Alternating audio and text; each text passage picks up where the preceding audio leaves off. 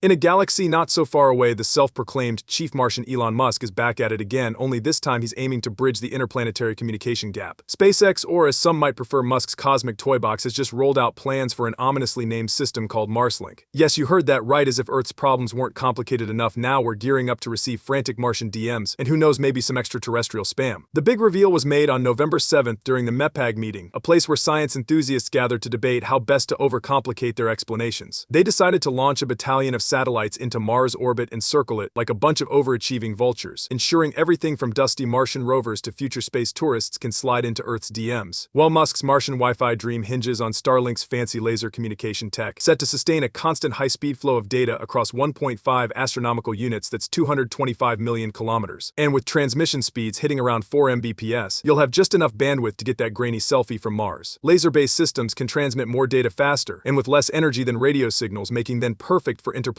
communication. Musk, in true Space Baron style, confirmed the mission on X, claiming Marslink is a first step toward petabit per second connectivity between Earth and Mars. That's like giving Mars the power to stream entire seasons of House of Cards. If only the Martians knew how to Netflix and chill. But Elon's got big plans. Today we're talking megabits, tomorrow we will be talking petabits. As humanity inches closer to the idea of permanently colonizing Mars, the last thing astronauts will want is a technical difficulties message from mission control when they're stranded on the Martian surface. If we're going to put boots on Mars for good, reliable communication is not just a nice to have, it's absolutely critical. Imagine astronauts conducting scientific missions, exploring the Martian landscape, or fixing that one piece of equipment that mysteriously broke down. They'll need to share data, request assistance, and stream information, ideally without the voice of mission control cutting in with getting back in 20 minutes. While we're not quite at the level where astronauts will be getting instant text replies or FaceTime calls from Earth, as Mars is still pretty far, the high-speed laser-based communication system could lay the foundation for quicker, more reliable data flow. Astronauts will be able to upload their findings, ask for backup, or even stream an important update without waiting a full day for a response. Current communication methods with Mars are not exactly what you'd call fast. About 20 minutes each way, that's how slow things are right now. No one wants to wait years to see what happens to their $100 million